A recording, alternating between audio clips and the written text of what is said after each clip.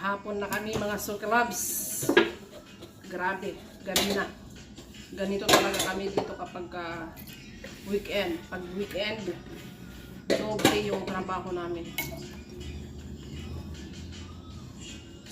Kasi dito sa Saudi Arabia, mga suklabs, pag weekend, dinadalaw talaga nila yung mga magulang nila.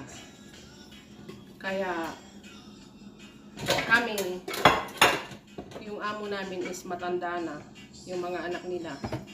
Dito talaga sila nagkukumpulan kapag weekend. Kaya ngarag kami sa trabaho.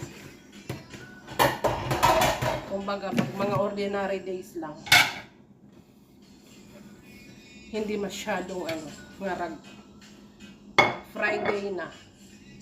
Pag nag-umpisa na ng Miyerkules, Huwebes, Biyernes yan. Yung ginagawa namin trabaho, hindi namin matatapos ng isang linggo.